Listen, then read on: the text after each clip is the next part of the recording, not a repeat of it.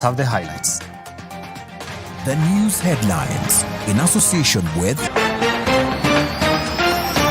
And on trending news today, another win for UDA as Mohamed Noor withdraws case challenging the party ownership.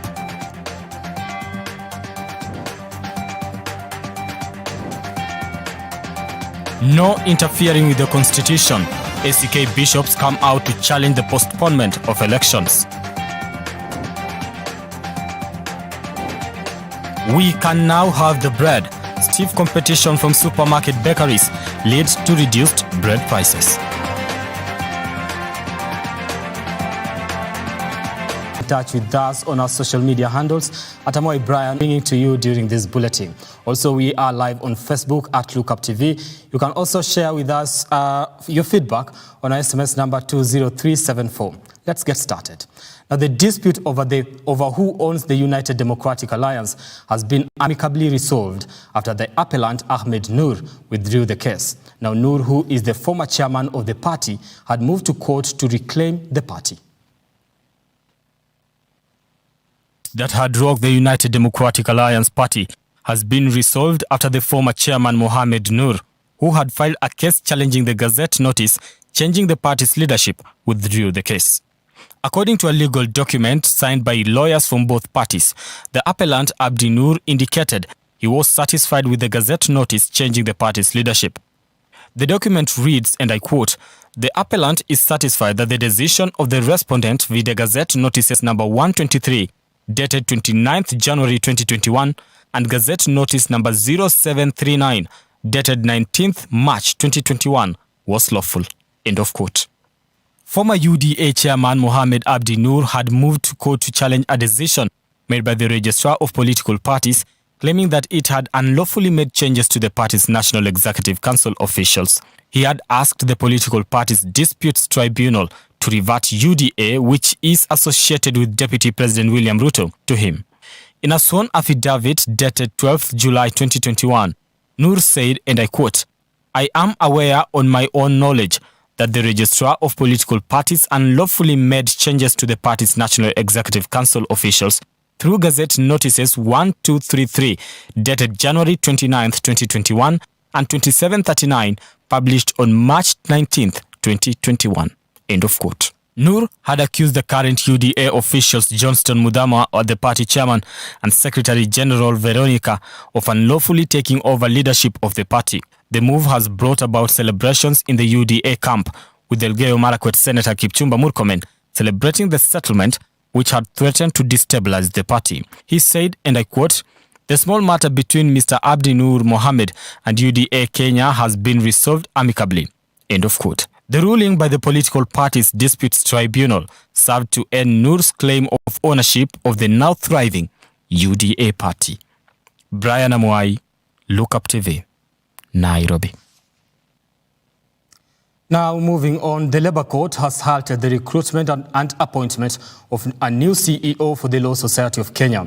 In an order issued by Justice Maureen Onyango, Mercy Wambua's position was preserved as the Society's Chief Executive Officer pending hearing of a case filed in court. Carol Wangari Wanjiru has the report. In an application filed by Mercy Wambua stating LSK President Nelson have invited applicants for interviews to fill in the position of CEO of the Law Society of Kenya and Secretary to the Council of the Society on July 23rd, Wambua stated Harvey proceeded to call for applications despite court orders issued in December last year, a move that barred the LSK boss from interfering with Wambua's incumbency as CEO. According to Wambua, the court has a duty to protect its orders and facilitate its enforcement, as failing to do so threatens the administration of justice and the rule of law, with Justice Onyango certifying the matter as urgent and directed it to be heard on July 29 before Justice James Rickham. This comes at a time when the CEO and Harvey have been embroiled in a bitter row over LSK leadership. A confrontation ensued between the two, forcing Wambua's side to challenge Harvey's decision. This is not the first time there is a rival. LSK members are seeking to oust the senior counsel. In February 2021, 8 council members voted to remove Harvey. Carol Wangari Wanjiru, Lookup TV, Nairobi.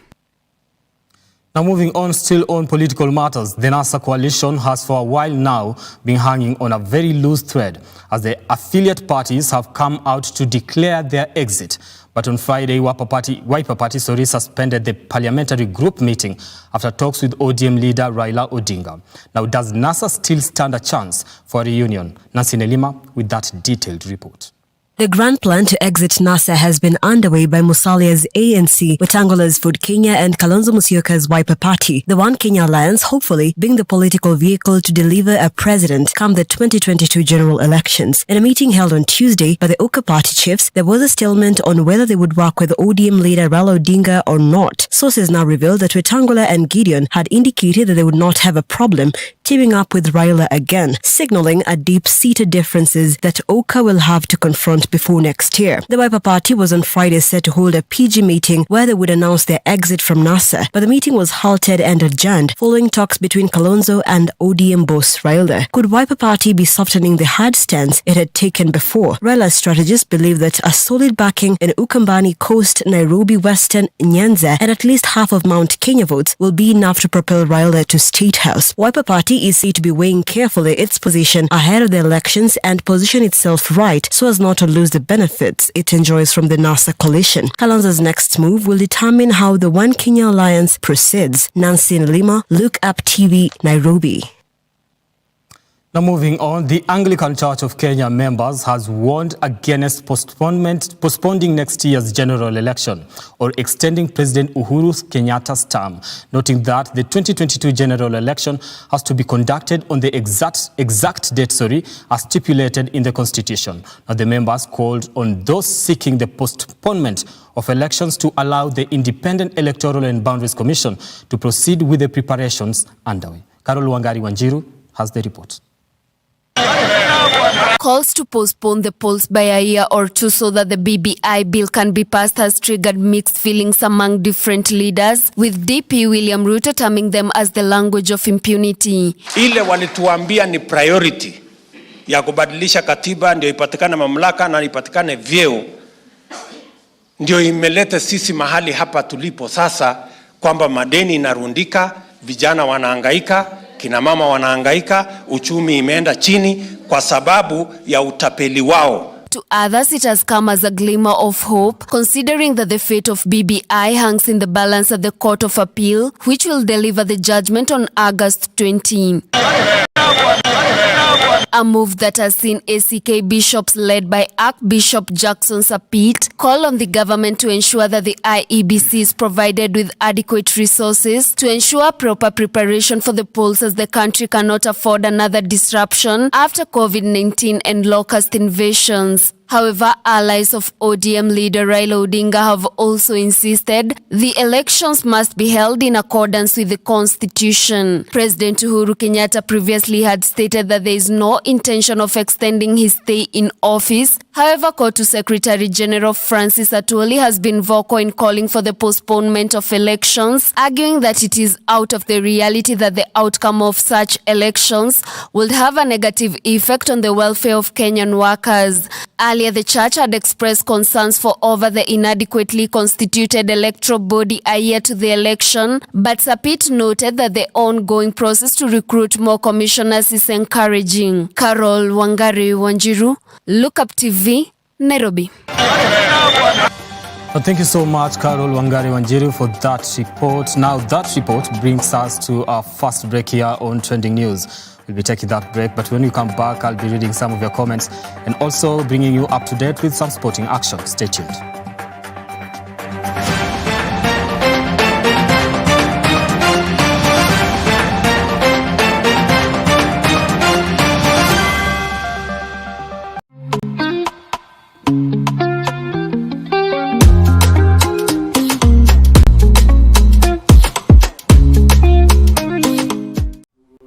Welcome to Look Up Guest House, Retreat and Prayer Center. When you first come in, we will be happy to receive you at our reception, then proceed to our cozy and well-equipped accommodation facilities. We aim to provide our guests with a unique, comfortable and worthwhile experience. Here at Look Up Guest House, we provide our guests with a continuous supply of room amenities.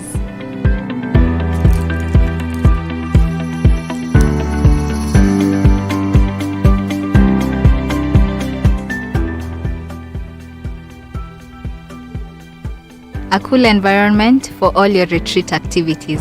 Look Up Guest House Retreat and Prayer Center. For reservation, contact us on info@lookupguesthouse.org or call us on 0746 788 707.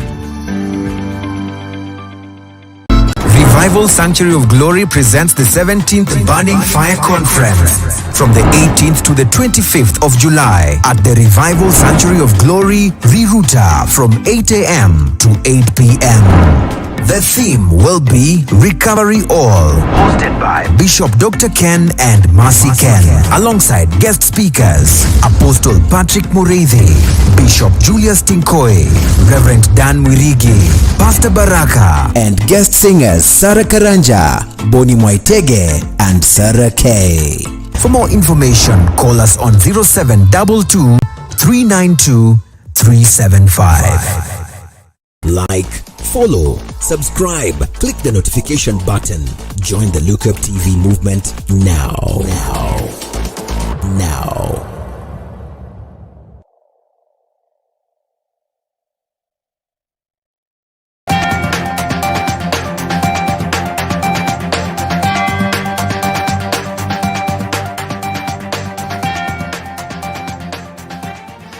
Thank you so much for staying with us here on Trending News, Look Up TV.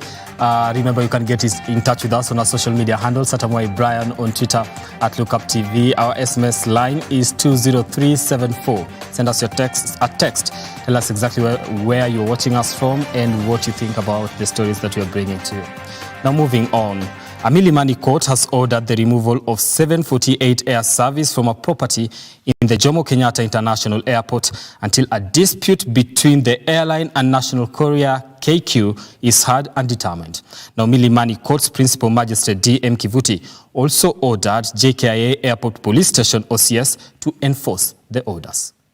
There has been an ongoing scuffle between KQ and 748 services over property at the Jomo Kenyatta International Airport, leading to KQ taking the matter to court. KQ applied for the orders, saying they were the owners of the property and 748 airline had occupied the subject property as an intruder and trespasser. The airline, KQ told the court, had refused to vacate the property despite countless demands. The magistrate granted the application for 748 airline to be removed from the property. The orders restrain the defendant from further trespassing, occupying or entering the property pending hearing and determination of the suit. KQ claimed the national carrier bought it at a public auction in July 2014 after the PTA bank sold it at 150 million. The property was consequently transferred to KQ in December 2014 and registration completed in December 2016. The auction documents also show that the property was owned by African Airlines International Limited. KQ said it has issued eviction notices to the tenant, who then leased the property to another without notice and consent. Angelique Opingo, Look Up TV. Now moving on, the late police officer and suspected killer Caroline Kangogos' burial has been pushed further after a scheduled post-mortem examination failed to take place on Friday. Now the burial was scheduled today at their home in Elgeyo Marakwet County. Kangogos' family came with a casket at the referral hospital morgue ready to collect the body, only to be turned away. Watu wanataka nani achukue hii mwili? Sawa baba, relax baba, relax. Wewe ni mgonjwa baba, mati mgeni. Lakini sasa sitaki hao wanisumbue. Sawa hapo. Sawa, wasishike hapo. Mimi sikatai, lakini wangeniambia nitulie. Lakini waniambia leo tufanye postmortem leo. The family of the late police officer Caroline Kagogo will have to wait a bit longer before they can bury their daughter after the post-mortem, which was scheduled for yesterday, was postponed. The furious family accused the DCI of taking them in circles after they were given the green light on Wednesday to proceed with the funeral arrangements. Kangogos' burial was to take place today at their Nyawa home, Elgeyo Marakwet County. Kangogo, who shot and killed 2 individuals and later on took her own life, was found inside a bathroom at her parents' home. Kangogo's father, Barnabas Kibor, was distraught after the local homicide detectives told him that he could not collect the body of his daughter after waiting for 5 hours for the autopsy to be conducted. Mimi Mimi sina kesi na mtu. Lakini kufika leo watu wanasema hata tuchukui mwili. Mnataka nani achukue? Na nimepanga kila kitu. Mimi nataka nichukue mtoto yangu. Mtoto ni yangu. Sina kesi na mtu. Mimi naweza piga mtu. Sasa wanawaja. Haya hapo mpaka lini na wangeniambia? Tulipanga tangu Jumanne ya kwamba tutafanya leo postmortem. Alafu ni nini imetokea? Na wangeniambia atachara tuahirishe. Lakini saa hii saa 9 inaelekea saa 10. Na sijapata mwili. He further said that the family was tossed between the county DCI offices and the morgue before they were finally told that the government chief pathologist was not available to perform the procedure. The family had brought a casket with them ready to collect the body of their daughter only to be turned away. Kangogos' brother, Mark, said they suspected foul play in the postponement of the autopsy. Saidia sisi leo tupate mwili yetu, tuende tusike Caroline pole tu kwa peace. Sisi hatuna maneno mingi, tumalizana na hii story. Imetuuma sana, iko kila mahali. Kuna hata watu wanaandika vitu yenye si hiyo. Walisema hata mimi nilikutana na yeye, vitu yenye ni uongo, tuseme vitu ya ukweli. DCI Munga ajue kuwa tulikuwa tumempea report from Wednesday. Na alikuwa najua ni leo ndio tutafanya postmortem. So we don't have anything else. Keith Gitonga, Look Up TV, Nairobi.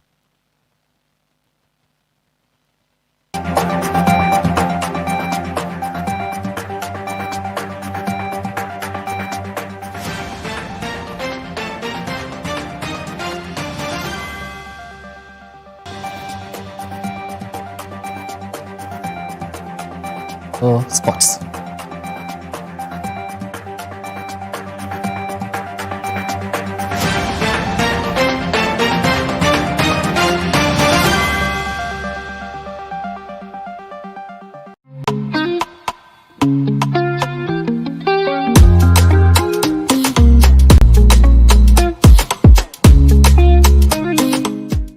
Welcome to the Natural Juicing Center. We are a unique organization that seeks to provide the community with an alternative healthcare option.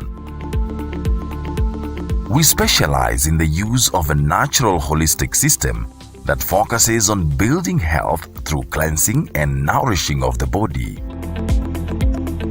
We utilize a variety of natural health promoting methods in our services, which include juicing therapy, hydrotherapy, colon cleansing, massage therapy, and a comprehensive cleansing service, among others. Our juices are freshly made and tailored to each and every client's individual needs after evaluation by our team through our free consultation service. You can now book for any service or order for food supplements on our website www.naturaljuicingcenter.co.ke. You can also visit our center in Kahawa Sukari, house number 1334, Kahawa Sukari Avenue. Natural Juicing Center. Your health is your wealth. On the next episode of Why I Did It.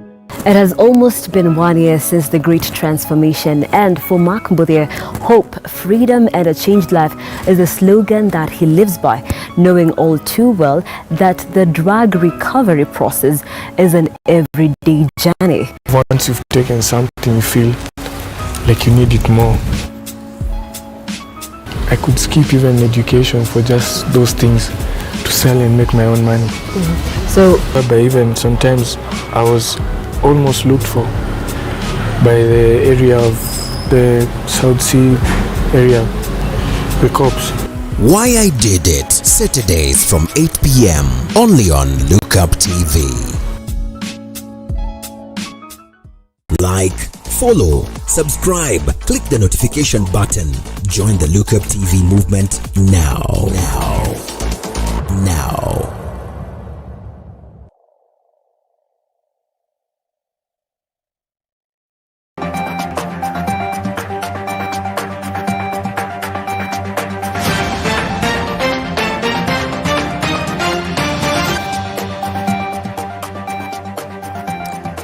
Now, thank you so much for staying with us here on Trending News. I said my name is Brian Amwai. You can get in touch with us on our social media handles at Amoy Brian on Twitter, at LookUpTV. The hashtag is Trending News.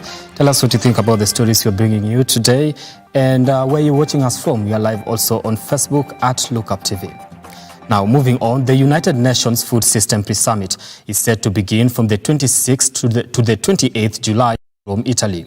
The summit will set the stage for the culminating global event in September by bringing together diverse actors from around the world to leverage the power of food systems to deliver progress on all 17 Sustainable Development Goals. Nancy Nelima now reports. The UN Food System Pre-Summit is set to reaffirm UN's commitment to promote human rights for all and ensure the most marginalized groups have an opportunity to participate in, contribute to, and benefit from the summit process. The theme this year is transforming food systems for food security, improved nutrition, and affordable healthy diets for all, a clear reflection of the fact that the world has recognized agri-food systems and their transformation.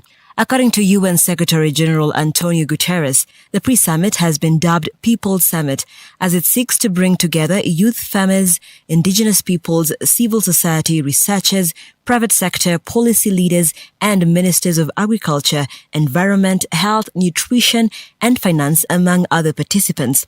The event aims to deliver the latest evidence-based and scientific approaches to food systems transformation from around the world, launch a set of new commitments through coalitions of action, and mobilize new financing and partnerships. All of this will be achieved by fostering diverse engagement from all quarters to uncover the broadest range of solutions and have maximum impact together. Within its broader goal of accelerating food systems transformation, the pre-summit aims to bring together the best ideas, identifying priorities, and distilling a common vision. Pledging moment for stakeholders to advance game-changing solutions. Set a tone of leadership and bold ambition for heads of state. Promote a global discourse and narrative that puts food systems at the center of global efforts to achieve the SDGs. Foster a sense of community by bringing together countries, stakeholders, and constituencies in all parts of food systems from parts of the world. Mobilize public and private investments to drive food systems transformation and prioritize game-changing solutions. Nancy Nelima, Look Up TV. Now, thank you so much, Nancy Nelima, for that report. Moving on, bread makers in the country have been forced to cut the prices of bread in order to compete fairly with in-house supermarket bakeries in the country. The price of 400-gram loaf has dropped to 50 shillings from 65 shillings, while, I'll take that again. It has dropped from 50 shillings from 55 shillings retail price, where the 600-gram package drops from 70 shillings to 65 shillings countrywide. Now, Waris Kimathi has that report. In a move that has been welcomed with open arms by many Kenyan households, major bread-making brands such as Festive Bread, Superloaf and Broadways have reduced the prices of various packaged quantities of bread by an average of 5 shillings. The reduction has been prompted by supermarkets that bake their own breads, making loaves at a cheaper price.